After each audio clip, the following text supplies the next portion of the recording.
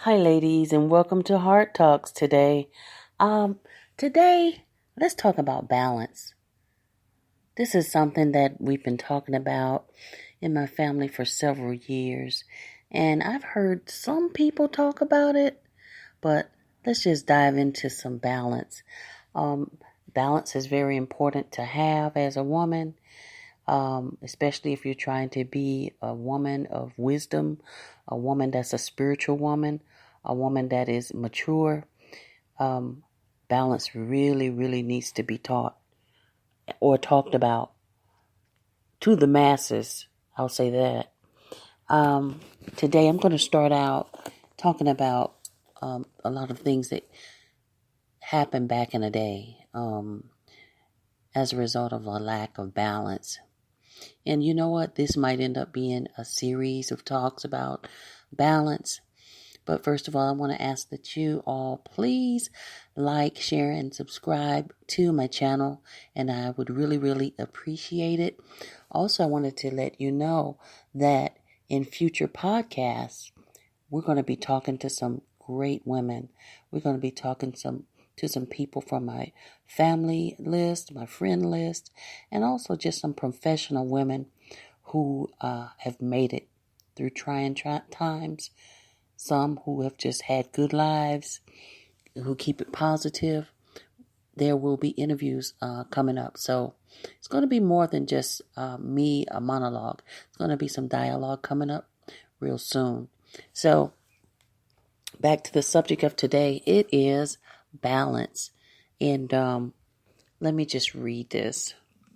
In Ecclesiastes, it talks about balance and there being a time for everything in life. You know, it says in Ecclesiastes chapter 3, verse 1, there is an occasion for everything and a time for every activity under heaven, a time to give birth and a time to die, a time to plant and a time to uproot, a time to kill and a time to heal, a time to tear down and a time to build, a time to weep and a time to laugh, a time to mourn and a time to dance, a time to throw stones and a time to gather stones, a time to embrace and a time to avoid embracing, a time to search and a time to count as lost, a time to keep and a time to throw away, a time to tear and a time to sow, a time to be silent and there's a time to speak, a time to love and a time to hate, a time for war and a time for peace. So this first part of Ecclesiastes chapter 3 in my Bible here, I think it's the New King James Version. It's there's a title up there and it says The Mystery of Time. And I kind of want to wrap that into balance.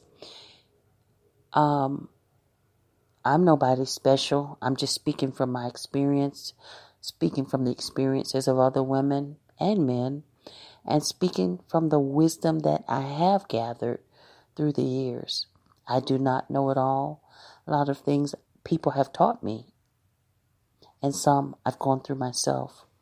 But one thing is for sure, balance is a very, very necessary thing. In my younger years, I was a very, very unbalanced woman. And first I'm going to bring it into in relation to relationships. When I was thinking about marrying in my 20s, just, praying and praying and praying, God, when am I going to get married? Where's my husband? And just, dating, meeting people, praying about it, people saying, God said you're my wife, all these kinds of things. Just, doing your own thing, trying to make things work. I needed balance big time. And I also saw other people that needed balance. I saw people getting prophecies. God said, "You're my wife," or people would tell other people, "That's your husband, that's your wife." And I would see these people sometimes marry, having no attraction to each other, having no interest, having no common goals, having no common headspace, nothing in common. But they married based on a prophecy, based on a word. Oh, that was very off balance. There's a word that we use in my family. I'm sure other people have used it as well. We used to call things like that flaky. You hear things across the pulpit like, don't date anybody, just marry. God will tell you who your mate is. That might have worked for some people, but it didn't work for a whole lot of other people. So, what happened to just getting to know somebody and praying along the way, finding out if there's a peace with that person, finding out if there were commonalities, and then marry? It was very strange to me to see so much imbalance. Also, I think Deuteronomy in the Old Testament talks about having a just balance. The people were commanded to have a just balance, to have just weights, meaning to weigh everything properly. So, balance is very, very important. Say I was a woman that called myself evangelizing the world, and I went outside. I didn't comb my hair, didn't brush my teeth, didn't wash my face. I smelled, but I went door to door evangelizing. Now that's flaky. That's not balanced.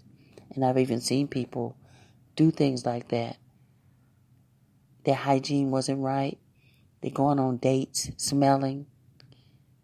They're going on dates talking crazy and saying that God has them. There are people that even know the scriptures.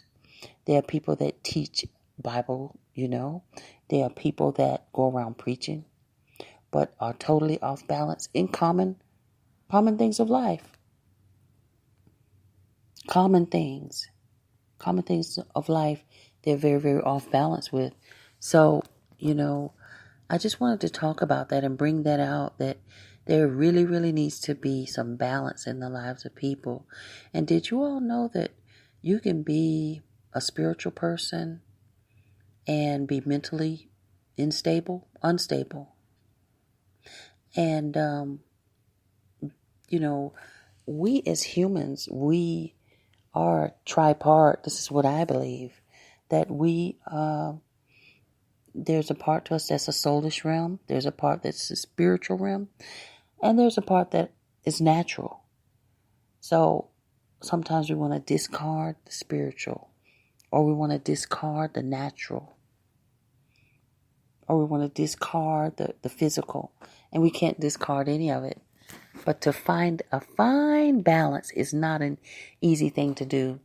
My mother used to tell me that a long time ago, that when you walk in Christ, when you walk with God, it's not so much the sin that'll trip you up, even though sin will trip you up. She said the hardest thing about this life as a believer is getting a balance. And I see that in people of other faiths as well, finding a balance. Some people get so engrossed in their faith, they don't call their children, they don't speak to their children, they don't want to go out with their children, because they're doing what? Praying all day, fasting all day, talking to God all day. But if you're not showing love to your family members, what good is all that praying? So ladies, let's be balanced. Another thing is, if you marry and you're so super spiritual and you haven't dealt with soulish issues, that will become a problem as well. Because when we marry, as my big sister said, it doesn't have a lot to do with spiritual. And I thought she was so wrong. She told me when I was about maybe 22, 23, girl, when you get married, it's how the person was raised. It's not the spirituality.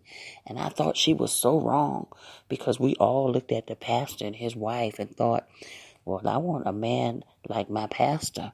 We didn't know how that man was at home with his wife, but we were going by an idea. We idolized the man of God. We don't know the type of husband that he would be, even though he might be a dynamic speaker or preacher. So, there again, balance. Oh, it's very important. We can also have our spirit, very, very in tune. We can be very spiritual, but have a soul that is wounded. And we've never received counseling.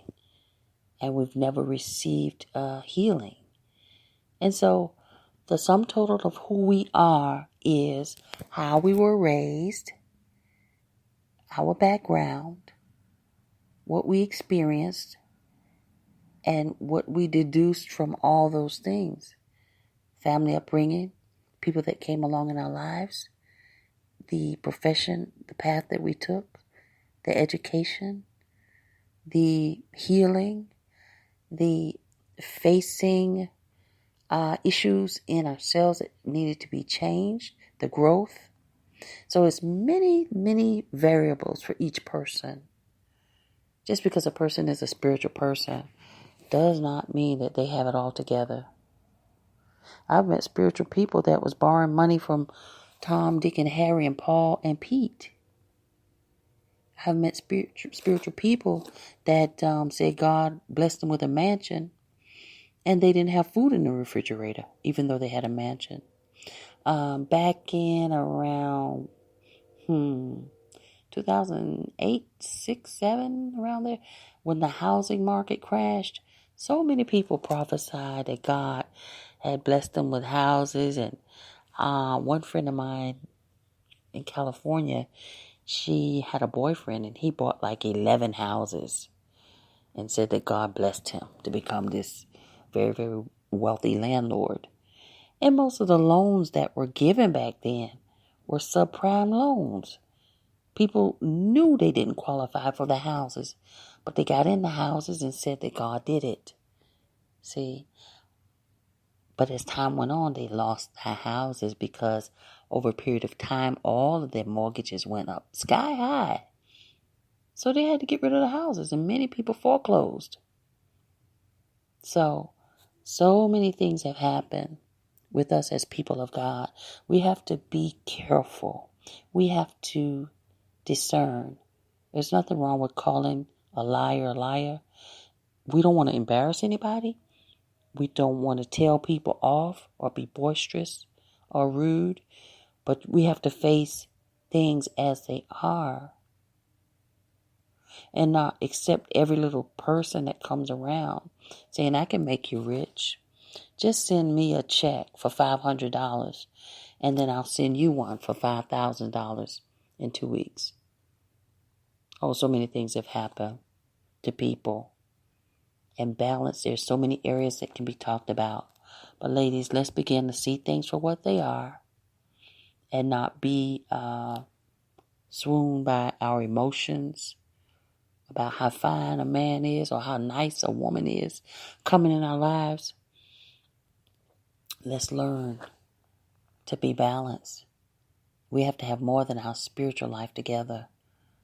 We have to work on the whole package. So ladies, I hope you enjoy the rest of your week. Find somebody you can help this week. Find somebody you can encourage because you're that kind of woman. And there again, I want to say keep on going. Thank you for joining me today. And until next time, I want to say peace, love, and hearts of women, we do talk.